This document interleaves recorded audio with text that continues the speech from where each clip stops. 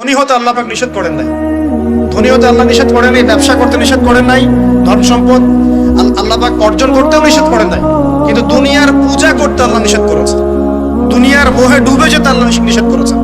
সম্পদ ওসমান রাদিয়াল্লাহু আনহুরও ছিল, কিন্তু সেই সম্পদ তিনি তার প্রয়োজনে যতটুকু লাগতো এতটুকু ব্যয় করতেন, বাকিটা আল্লাহর রাস্তায় ব্যয় করতেন।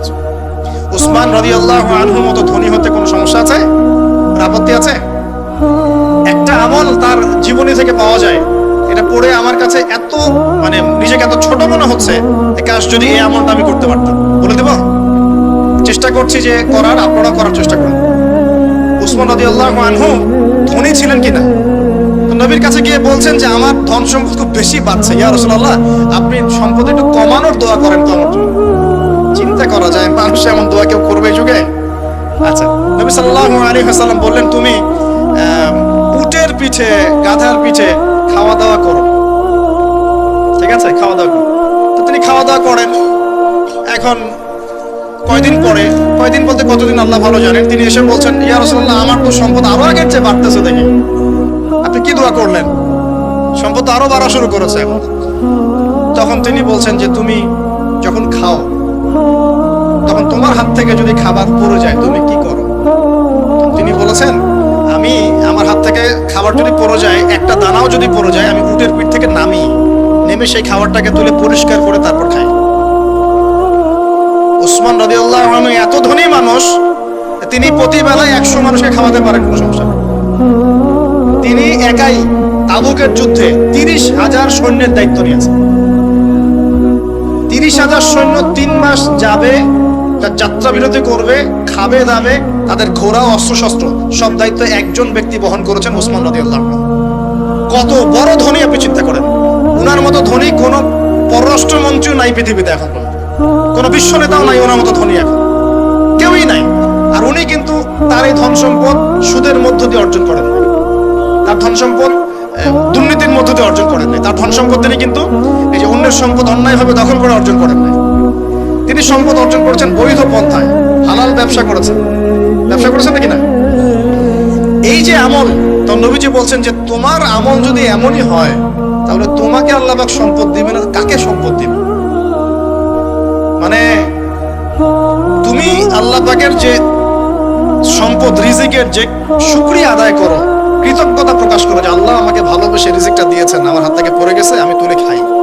এই যে আল্লাহ পাকের নেয়ামতের প্রতি তোমার যে শ্রদ্ধা, সম্মান, এর শুকরিয়া স্বরূপে আল্লাহ পাক তোমাকে এরকম সচ্ছল বানায় দিচ্ছেন, আপনি কিছু করেন না। উসমান রাদিয়াল্লাহু আনহুর মতো ধনী হতে কোনো সমস্যা আছে? তিনি কৃপণ ছিলেন না, তিনি আল্লাহ পাকের নেয়ামতের শুকরগুজার ছিলেন। ভুল ব্যাখ্যা নিবেন না, তিনি আল্লাহ পাকের নেয়ামতের শুকরগুজার ছিলেন। আমরা আল্লাহ পাকের নেয়ামতের শুকরিয়া আদায় করবো ইনশাআল্লাহ, এবং যা রিজিক আল্লাহ আমাদেরকে দিয়েছেন এতে সন্তুষ্ট থাকবো ইনশাআল্লাহ, এবং হালাল ভাবে চলার চেষ্টা করব। আল্লাহ পাক আমাদেরকে ধন দিলে সেই ধন সম্পদ যতটুকু আমার পরিবারের জন্য প্রয়োজন, বাড়তিগুলো আমরা আল্লাহর পথে দান সাদাকা করবো ইনশাআল্লাহ। আল্লাহ পাক আমাদের সবাইকে আল্লাহর রাস্তায় দান করার তৌফিক এনায়েত করুন, আমিন। সমাজ কল্যাণমূলক কাজ করেন না, জনসেবা করেন, মানুষের সেবা করেন, মানুষের কাছে থাকেন, সোশ্যাল ওয়ার্ক করেন। এই যে অ্যাসোসিয়েশন আছে না কিছু সামাজিক, নন পলিটিক্যাল, নন প্রফিটেবল কিছু ফাউন্ডেশন থাকে না, মানুষের কল্যাণে কাজ করেন, ইফতারের প্রজেক্ট করেন সামনে, ঠিক আছে? তারপরে শীত বস্ত্র হয়, তারপরে যে ত্রাণ রিলিফ, মানুষের কল্যাণ, বৃক্ষরোপণের কাজ, তারপরে আপনার এই যে রক্তদান কর্মসূচি, এই টাইপের যে ভালো ভালো কাজ, সমাজ কল্যাণমূলক কাজ, এই সমাজ কল্যাণমূলক কাজগুলো করলে মনটা বড় হবে ইনশাআল্লাহ। ভালো কাজে ব্যস্ত থাকবেন, আপনি দেখবেন মাথার মধ্যে শয়তানি নাই। যখন মানুষের কাজ নাই, সারাদিন অলস বসে থাকে, মাথার মধ্যে দুনিয়ার শয়তানি ঘোরাফেরা করতে।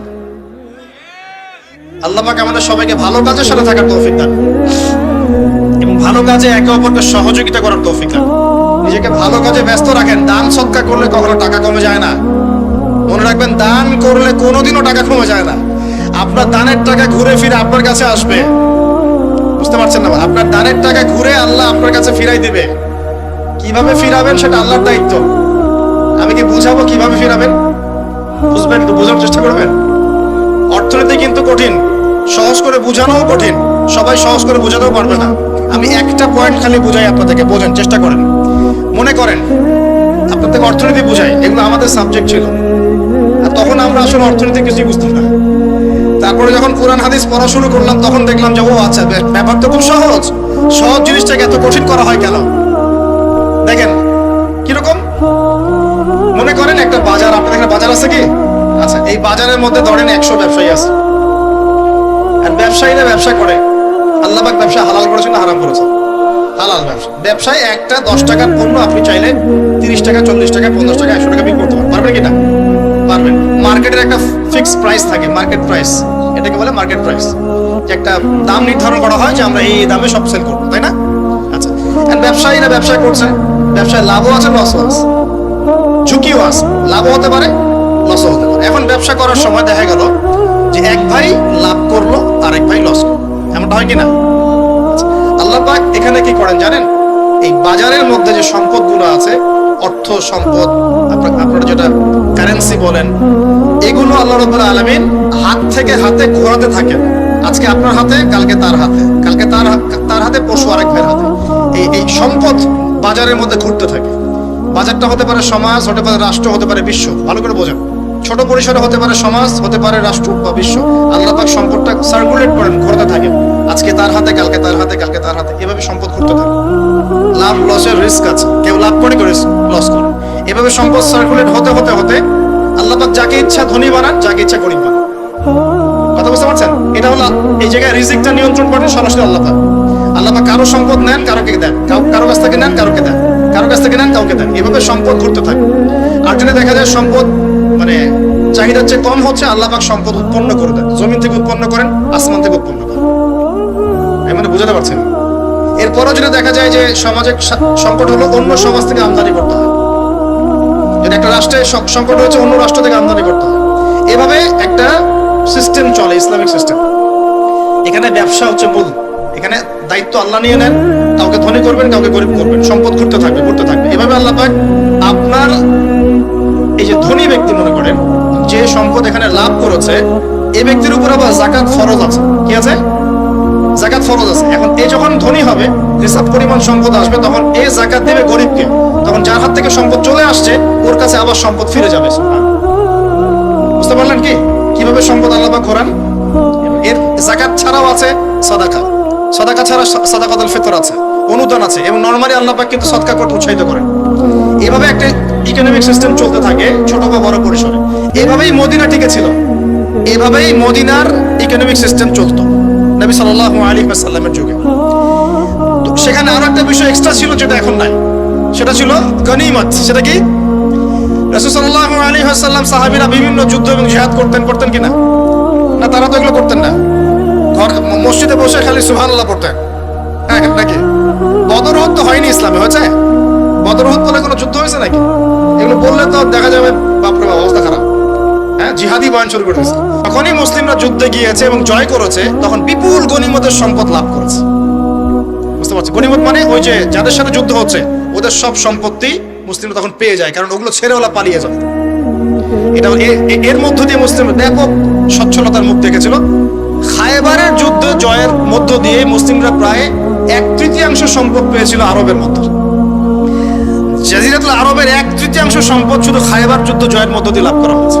ওইটা তো নাই, এখন ক্লোজড। আমি ওগুলো বাদ দিয়ে এই সিস্টেমগুলোর কথা বললাম, সাদাকা, ব্যবসা ইত্যাদি।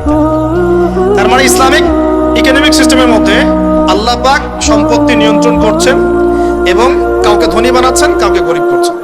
সম্পদ হাতে হাতে ঘুরছে, যে ধনী সে আবার যাকাত দিচ্ছে, তখন গরিবের কাছে ধনীর সম্পত্তি চলে আসছে। এখন চলমান সিস্টেমে কি সমস্যা হয়? যখন আপনি ব্যবসাটাকে গুটিয়ে নিয়ে সুদটাকে প্রাধান্য দিচ্ছেন, মানে সুদের মধ্যে কি লাভ লস দুটা রিস্ক আছে, ঝুঁকি আছে কোনো? সুদে আপনি যখন খান, আপনি কি বলেন যে ঠিক আছে আমি 100 টাকা নিলাম, ব্যবসায় লাভ হলে আমি দিব 50%, লস হলে 50%? এটা তো সুদ না, এটা তো সুদ না। এটা কি সুদ? যখন আপনি বলেন যে আমি 100 দিয়েছি, আমাকে 110 দেওয়া লাগবে, 100 দিয়েছি আমাকে 110ই দেওয়া লাগবে, আপনি তো লসের রিস্ক নিবেন না? নিবেন? সুদখোর কি লসের ঝুঁকি নিবে নাকি লাভের শর্তে টাকা দিবে? এখন যখন আপনি লাভ লসের ঝুঁকি নিচ্ছেন না, তখন একজন লাভ করা একজন লস করার কোনো সিস্টেম বাজারে থাকছে না। তখন সম্পদ ধনিক শ্রেণীর হাতে পুঞ্জীভূত হচ্ছে, তারা আস্তে আস্তে ধনী হতে থাকবে, গরিবরা আস্তে আস্তে গরিব হতে থাকবে। এরও উপরে যখন সে আবার যাকাত দিবে না, তখন ওই সম্পদ আবার গরিবের কাছেও ফিরে আসবে না। এভাবে এভাবে সুদের মধ্য দিয়ে সম্পদ সংকীর্ণ হয়ে যায়, একদম একটা মার্কেট, সমাজ, রাষ্ট্র বেচাকার অবস্থা, দেউলিয়া হয়ে চলে যাবে। একটা একটা করে কথা বলেছিলাম, ফলেছিল কি অর্থনীতির কথাগুলো? পাকিস্তানের কথা ফলেছে? পাকিস্তানের সামনে আরো ভয়াবহ পরিণতি আছে। আর এগুলো থেকে শিক্ষা না নিতে পারলে আমাদের সামনে ক্ষতি আছে। এগুলো বলবেই বাকে, বোঝাবেই বাকে। আর আল্লাহ পাক আমাদের কথা গ্রহণ করার মানসিকতা দান করুন। কমপক্ষে কথাগুলো শুনে একটু যাচাই করার তৌফিক আল্লাহ দান করুন।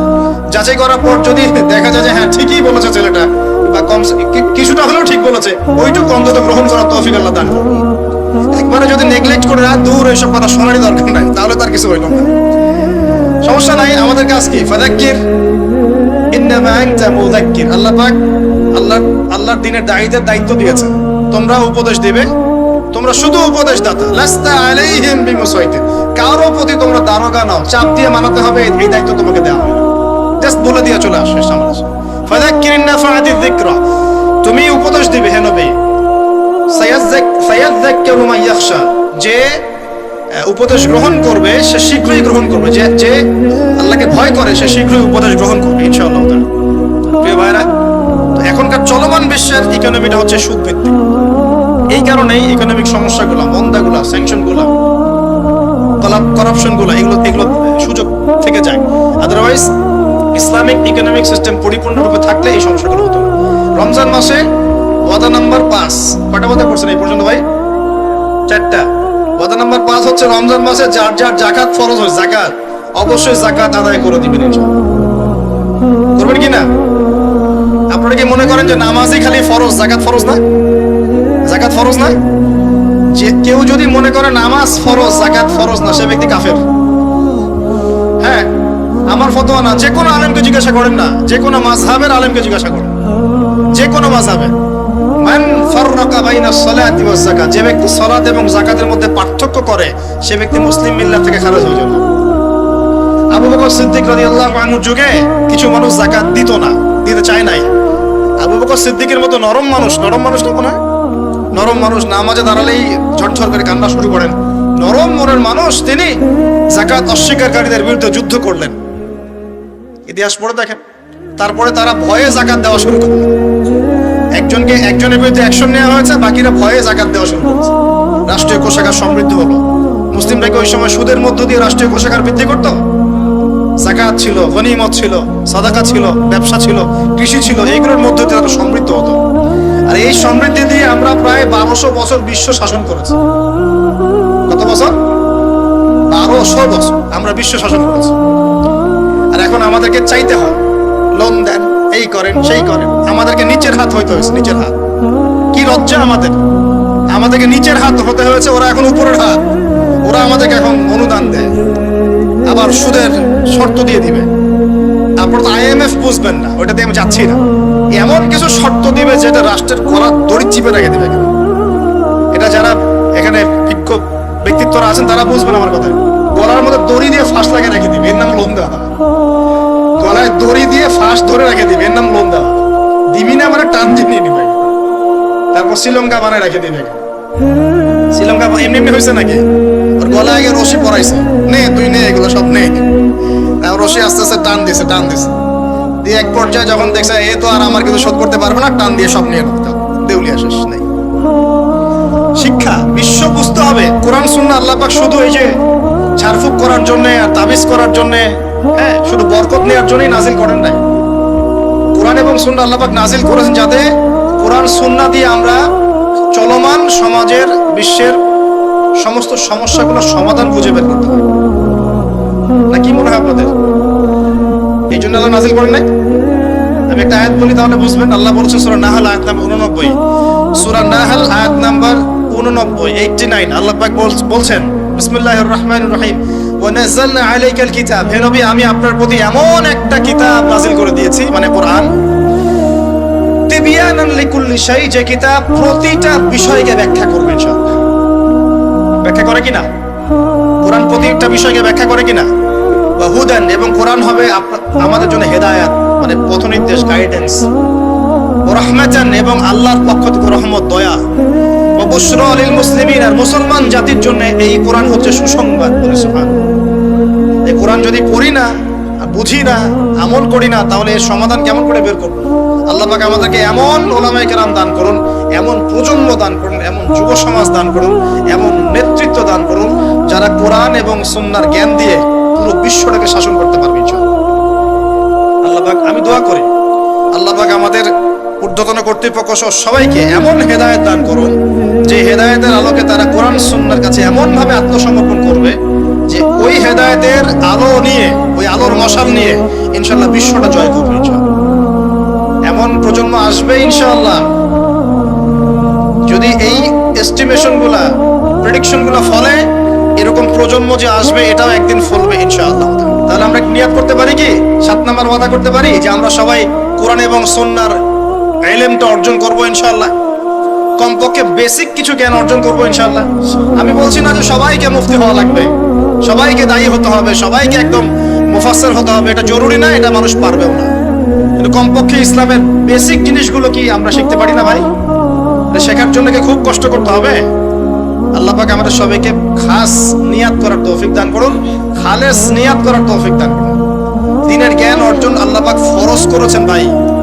দ্বীনের জ্ঞান অর্জন করা মুস্তাহাব বিষয় নয়, নফল কিছু নয়। তালাবুল ইলমি ফরিদা আলা কুল্লি মুসলিম, প্রত্যেক মুসলমানের উপরেই দ্বীনের ইলম অর্জন করাটা ফরজ। এটা কি নফল? আমরা নিজেরা অর্জন করব, আমাদের সন্তানদেরকে শেখাবো, মা বোনদেরকেও শেখাবো ইনশাআল্লাহ। মা বোনদেরকে শেখানো লাগবে না ভাই? খালি চুলাই ঠেলবে সারা জীবন? নাকি দিনের কিছু জ্ঞান অর্জন করাতে হবে? নাকি করাতে হবে না? আল্লাহ পাক আমাদের সবাইকে আদর্শ ইসলামিক পরিবার দান করুন বলি। আর যে কথা বলতে গিয়ে এসেছি, গভীরে চলে গেছিলাম। আপনারা যাকাত দিয়েন, রমজান মাসে আল্লাহর ওয়াস্তে যাকাতগুলো দিয়ে দিয়েন এবং আল্লাহর ওয়াস্তে একটু ওয়াদা করেন, আর যাই করেন অর্থনৈতিক জীবনে সুদের সাথে সম্পৃক্ত হবেন। সুদের পাপ কি?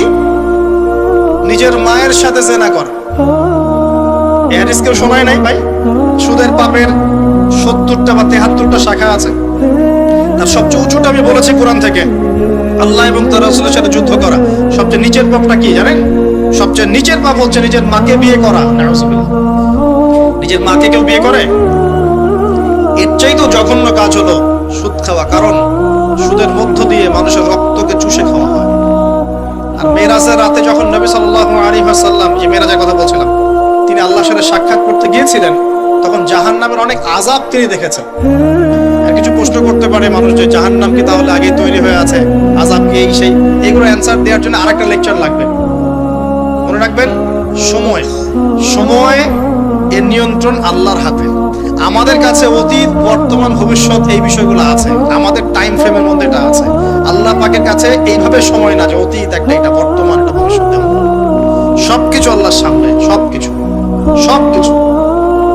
আমরা যেখানে ঘুরি, এই সৌরজগতে আমরা ঘুরছি, এই যে ওয়াজ করছি যখন আমরা, এখনো জমিনটা ঘুরছে কিনা? আমাদেরকে নিয়ে পৃথিবী ঘুরছে শূন্যের মধ্যেই। সুবহানাল্লাহ বলেন। আমাদেরকে নিয়ে পৃথিবী এখনো এই মুহূর্তেও শূন্যের মধ্যে ঘুরছে, আসমানে ঘুরছে কিনা? আমরা কি টের পাচ্ছি? টের পাচ্ছি না। সূর্য উঠছে, আমাদের কাছে মনে হয় যে একটা দিন আসলো, ডুবলো, একটা রাত হয়ে গেল। যদি আল্লাহ পাক পৃথিবীর ঘোরার গতিটাকে কমায় দেন, তাহলে কি হবে জানেন? দিন রাত লম্বা হয়ে যাবে। বুঝলেন? আল্লাহ পাক যদি এই যে আমরা ঘুরছি, মনে করেন এভাবে, আল্লাহ যদি গতিটাকে কমায় দেন, আস্তে আস্তে ঘুরে, তাহলে দিন রাত লম্বা হয়ে যাবে। বিজ্ঞানীরা বলে, এটা বিজ্ঞানীদের কথা, এটা আমার কথা না, বিজ্ঞানীরা বলে তখন আমাদের দাড়ি চুলও নাকি পাকবে না, বয়সও নাকি পারবে না। যাই হোক, ওটা ওদের থটস, এটা আমাদের থটস না। আলোর বেগে যদি মানুষ মহাবিশ্বে, মহাকাশে সফর করতে পারে, আলোর বেগের চেয়ে বেশি বেগে, এখনকার সায়েন্সরা বলে, ওরাই বলে যে মানুষ তখন ফিউচারে চলে যেতে পারে, ভবিষ্যতে যেতে পারে, আলোর বেগে যদি সফর করতে পারে। এটা ওদের কথা, আমরা এইসব আলোচনা যাচ্ছি না। আমি বলছি সময়ের নিয়ন্ত্রণ কার হাতে? আল্লাহর হাতে। বারজাখ বলে একটা জগৎ আল্লাহ তৈরি করেছেন। কি নাম? বারজাখ। এই জগৎটা হচ্ছে আমাদের দুনিয়ার জগৎ আর জান্নাত জাহান্নামের যে কিয়ামতের দিন, এর মাঝখানের একটা জায়গা। এখানে ইল্লিন আর সিজ্জিন দুটো স্তর আছে। একটা নাম ইল্লিন, একটা সিজ্জিন। এই দুনিয়ার নেককার মানুষ যারা, তাদের আত্মাগুলোকে আল্লাহ পাক এই যে ইল্লিনে নিয়ে গিয়ে রেখে দেন। আর দুনিয়াতে যারা পাপী, পাপাচারী, তাদের আত্মাগুলোকে আল্লাহ পাক সিজ্জিনে রেখে দেন। এই যে কবরের যে আযাব, যে আমরা একটা কথা বলি, এটা আযাব বলে রুহের আযাব। কিসের আযাব? রুহ। দেহ তো আপনার নাই, ওখানে দেহ আছে? দেহ তো পচে গেছে, গলে গেছে, তাহলে আযাবটা কিসের? রুহের। বুঝাচ্ছি, আমি এই পড়াশোনাটা করেছি ইমাম গাজ্জালী রাহিমাহুল্লাহর বই থেকে। এত গভীর মানে লেখা, মানে ধরতে গেলেও মনে হয় যে একটা লাইন 10 বার পড়তে হচ্ছে। একটা এক্সাম্পল দিয়ে তিনি বোঝাচ্ছেন, এভাবে তিনি বলছেন এটা একটা উদাহরণ মাত্র, এটাই প্রকৃত ব্যাখ্যা না, একটা উদাহরণ মাত্র। বোঝানোর চেষ্টা করছেন তিনি এভাবে যে আমরা যখন ঘুমাই, অনেকে ভালো স্বপ্ন দেখেন না? ভালো স্বপ্ন দেখে আপনার কাছে ভালো লাগছে, খুব মজা লাগছে না? স্বপ্নের মধ্যে আপনি কি ভালো ফিল করছেন, মাশাআল্লাহ ভালো লাগছে, ঘুরছেন ফিরছেন খাচ্ছেন। যখন কোনো খুব ভালো আপনি একটা স্বপ্ন দেখেন, আপনার কিন্তু ভালো লাগে। আপনি স্বপ্নে ঘুমন্ত অবস্থাতেই আপনি স্বপ্নে বাস্তবের ফিলিংস পাচ্ছেন, এমন হয় না? আল্লাহ পাক যদি আপনাকে স্বপ্নের মধ্যে রেখে দেন, ধরেন 1 বছর 1.5 বছর 2 বছর, তার মানে 1-2 বছর আপনি স্বপ্নের মধ্যেই বাস্তবের ভালো লাগার ফিলিংসটা পেতে থাকবেন, কিন্তু আপনি ঘুমিয়ে আছেন। বাইরে থেকে আমি আপনাকে দেখছি যে আপনি ঘুমিয়ে আছেন, আপনি ঘুমন্ত অবস্থাতেও ভালো স্বপ্ন দেখেই ভালো ফিল করছেন। তিনি বোঝাচ্ছেন, উদাহরণ দিয়ে বোঝাচ্ছেন, এটা কিন্তু ব্যাখ্যা নয়, জাস্ট একটা বোঝাচ্ছেন উদাহরণ দিয়ে। আল্লাহ পাক যখন শহীদদের রূহগুলোকে জান্নাতে রেখে দেন, জান্নাতে তারা এইভাবে রূহগুলো ঘুরতে থাকে, ফল ফলাদি খেতে থাকে, পাখির মধ্যে রূহ দিয়ে দেন, সবুজ পাখি, এই পাখি উঠতে থাকে, তারা ভালো ফিল করতে থাকে। ওই হায়াতটাকে আল্লাহ পাক তাদের কাছে বাস্তব বানিয়ে দিয়েছেন। কথা বুঝতে পারছেন? ওই হায়াতটাকে আল্লাহ পাক তাদের কাছে বাস্তব বানিয়ে দিয়েছেন। তাদের কাছে মনে হচ্ছে এটাই বাস্তব, এটাই জগৎ। আল্লাহ চাইলে করতে পারেন না? একটা ঘুমন্ত মানুষকে যদি আল্লাহ করতে পারেন, তাহলে শহীদদের ব্যাপারে করতে পারেন না? পারেন। আবার ধরেন একজন মানুষ পাপাচারী, আপনি কখনো কখনো স্বপ্ন দেখেছেন, ভয়ের স্বপ্ন, আটকে উঠছেন, শ্বাস বন্ধ হয়ে যাচ্ছে, এমন হয়নি অনেকদিন? আর হবে তো বেশি, কারণ কানে তো হেডফোন দিয়ে গান শোনেন, আর হেডফোন কানে দিয়ে ঘুমান, এফএম শুনতে শুনতে ঘুমান, হ্যাঁ এই কি করতে করতে ঘুমান। ঘুমানোর আগে তো দোয়া কালাম নাই, দোয়া কালাম মাসলুম দোয়া কালাম তো নাই, সূরা মুলক নাই, সূরা বাকারা শেষের আয়াত নাই, ইত্যাদি নাই, পবিত্রতা নাই, বিছান ছাড়েন না, লাইটস অফ করেন না। আপনার সুন্নত মাফিক তো ঘুমাচ্ছি না। ঘুমানোর কতগুলো সুন্নত জানেন? ঘুমানোরই কত সুন্নত আছে। ইস্তেঞ্জা করতে হয়, ওযু করে আসতে হয়, পারলে মেসওয়াক করে নেয়, বিছান ছাড়তে হয়, বিসমিল্লাহ বলে লাইট অফ করতে হয়, দরজায় খিল দিতে হয়, পাত্র যদি থাকে খাবার পাত্র, পানির পাত্র ঢেকে দিতে হয়, তারপরে পড়তে হয় বিছানায় গিয়ে আয়াতুল কুরসি, সূরা বাকারা শেষের 2-3টা আয়াত, সূরা ফালাক নাস ইখলাস, হাত একত্রিত করে ফু দিয়ে সারা গা মাসাহ করতে হয়। ডান কাত হয়ে আল্লাহুম্মা বিইসমিকা আমুতু আহইয়া বলে এই যে 33 বার সুবহানাল্লাহ, 33 বার আলহামদুলিল্লাহ, 34 বার আল্লাহু আকবার পড়তে পড়তে ঘুমাতে হয়। কয়জন জানে কয়জন ঘুমানোর সুন্নত? ঘুমানোর আগে এখন কানে হেডফোন, ব্লুটুথ, হাবি জাবি এইসব দিয়ে যুবকরা ঘুমাচ্ছে। প্রতিটা কাজ নবীর সুন্নত মতো করার চেষ্টা করবো, আল্লাহ পাক তৌফিক দান করুন। এই যে 9 নম্বর ওয়াদা করেন, জীবনের প্রতিটা কাজ নবীর সুন্নাহ মতো করবেন। রাজি আছেন ইনশাআল্লাহ? একদম চেহারা থেকে শুরু হবে, চুল দাড়ি পোশাক আশাক থেকে শুরু হবে। আল্লাহ পাক যত উপরে নিয়ে যাবেন, আপনি যেখানেই যান নবীর সুন্নাত বাস্তবায়ন করবেন ইনশাআল্লাহ। আল্লাহ পাক তৌফিক এনায়েত করুন, বলি আমিন। মনে করেন খারাপ স্বপ্ন দেখছেন, খারাপ স্বপ্নে এখন আপনি কষ্ট পাচ্ছেন, দেখছেন যে পানিতে ডুবে যাচ্ছেন, দেখছেন যে আপনি আগুনে পুড়ে যাচ্ছেন, নাউজুবিল্লাহ, দেখছেন যে আপনি হয়তো কেউ আপনার শ্বাস গলা চিপে ধরেছে ইত্যাদি, মানে আপনি কষ্ট পাচ্ছেন। বাইরে থেকে কিন্তু আমি আপনার কষ্ট বুঝতে পারবো না, পারবো? আপনি ঘুমিয়ে আছেন, ঘুমিয়ে আপনি কষ্ট পাচ্ছেন। এখন এই ঘুমন্ত কষ্টের স্বপ্নটাকে আল্লাহ পাক যদি 5 বছর লম্বা করে দেন, পারবেন কিনা? আল্লাহ পাক পারেন কিনা? 5 বছর ঘুমিয়ে আছেন, আপনি উঠতে পারতেছেন। এখন এটা হয় না, আল্লাহ চাইলে পারে, সম্ভব কিনা? আল্লাহ পাক 309 বছর ঘুম পাড়ায় রাখেন নাই মানুষকে? আছে না দলিল? কোরআনে আছে না? কোন সূরায়? এই তো মাশাআল্লাহ, মাশাআল্লাহ, সূরা কাহফে আছে না? 309 বছর আল্লাহ পাক 9 জন 10 জন ছেলেকে ঘুম পাড়ায় রাখছেন না? রাখছেন। তো এখন মনে করেন যে আল্লাহ পাক আপনাকে ওই কষ্টের আযাবটাকে লম্বা করে দেন, কষ্টের এই স্বপ্নটাকে লম্বা করে, তাহলে আপনি কিন্তু ঘুমের মধ্যে কষ্ট ফিল করবেন। এখন কবরে যদি আল্লাহ পাক বারজাখের জীবনে সিজ্জিনে কিছু আত্মাকে রেখে আত্মাগুলোকে আযাব দেন, এবং ওইটাকেই যদি তাদের কাছে বাস্তব ফিল দিয়ে দেন, তাহলে কি তার আযাব পাবে না? অনেক ব্যাখ্যা আছে, যেগুলো নিয়ে আলাদা লেকচার দেওয়া হবে। এতটুকু বোঝেন যে আল্লাহ পাক ইন্নাল্লাহ আলা কুল্লি শাইইন কাদির, আল্লাহ পাক প্রতিটা বিষয় সম্পর্কে ক্ষমতাবান। আল্লাহ পাকের হাতেই সব ক্ষমতা, আল্লাহ সব করতে পারেন। যে আল্লাহ পাক আমাকে শ্বাস নেয়ার ক্ষমতা দিচ্ছেন, নিঃশ্বাস নিচ্ছি, একটা নিঃশ্বাসের দাম কি অন্য কেউ দিতে পারবে? যে আল্লাহ পাক এনভায়রনমেন্ট, বায়ুমণ্ডলের মধ্যে নাইট্রোজেন গ্যাস দিয়ে দিয়েছেন, এই গ্যাস কি কে দিয়ে, অন্য কেউ দিয়েছে? যে আল্লাহ পাক শ্বাস নেওয়ার জায়গা দিয়েছেন, আমাদের হার্ট পাম্প করছে, জন্মের সময় থেকে পাম্প করছে, এখন পর্যন্ত থামে নাই। একদিন এক মিনিটের জন্য থেমে গেলেই শেষ। এটা কে চালু করে রেখেছে? যে আল্লাহ এত কিছু করতে পারেন, সেই আল্লাহর পক্ষে নবী সাল্লাল্লাহু আলাইহি ওয়াসাল্লামকে তার কাছে নিয়ে যাওয়া, এই আযাবগুলো দেখানো এমন কঠিন কিছু? এগুলো নিয়েও এখন মানুষ প্রশ্ন তোলে। ঈমান কোন জায়গায় চলে গেছে চিন্তা করেন। তো এখানে নবীজি অনেকগুলো শাস্তি দেখেছেন, তার মধ্যে একই পাপের কারণে তিনটা শাস্তি দেখেছেন। বেটা ভাই, এই সেই বিখ্যাত পাপের নামটাই হচ্ছে সুদ। কি নাম সেই পাপের? একবার দেখেছেন কিছু লোককে রক্তের নদীতে ফেলে দিয়ে মাথা ফাটিয়ে দেওয়া হচ্ছে। জিজ্ঞাসা করলেন এরা কারা? জিবরাইল আলাইহিস সালাম বলছেন এরা আপনার উম্মতের সেই সব ব্যক্তি যারা সুদ করছিল। রক্তের নদী কেন? কারণ রক্ত চুষে খাইতো তারা মানুষ। মাথা কেন ফাটাই দেওয়া হচ্ছে? কারণ এই মাথা দিয়ে বলেছিল ইন্নামাল বাইউ মিসলুর রিবা, ব্যবসা সুদ একই জিনিস। এই শয়তানি মাথা থেকে বেরোছে, এই কারণে মাথা ফাটিয়ে দেওয়া হচ্ছে। আর একটা শাস্তি দেখেছেন, তারা পাথর খাচ্ছে, পাথর, বড় বড় পাথর খাচ্ছে, পিছনের রাস্তা দিয়ে পাথর বের হয়ে যাচ্ছে। জিজ্ঞাসা করলেন কাদের, কি কারণে শাস্তি দেওয়া হচ্ছে? জিবরাইল আলাইহিস সালাম বললেন এটাও সুদের কারণ। 3 নাম্বারটা দেখেছেন তিনি, যে কিছু মানুষ শুয়ে আছে আর এই পেটটা, এই বাড়ি, আমাদের বাড়ি যেমন উঁচু, বাড়ির মতো উঁচু হয়ে আছে পেটটা, আর পেটের ভিতরে অজগরের মতো বড় বড় সাপ কিলবিল কিলবিল করছে। এই 3টা শাস্তি তিনি দেখেছেন। দেখে জিবরাইল আলাইহিস সালামকে বলছেন এই 3টা শাস্তি কি কারণে? 3টার ক্ষেত্রেই জিবরাইল আলাইহিস সালাম বলেছেন সুদের কারণে, সুদের কারণে, সুদের কারণে। আল্লাহ পাক আমাদেরকে হেফাজত করুন। 10 নাম্বার নিয়াত, আমরা সবাই হালাল খাওয়ার চেষ্টা করবো ইনশাআল্লাহ। আমরা হারামের দিকে যাবো না ইনশাআল্লাহ। হালাল রিজিক আল্লাহ যতটুকু দিবেন এতটুকুতে সন্তুষ্ট থাকবো ইনশাআল্লাহ।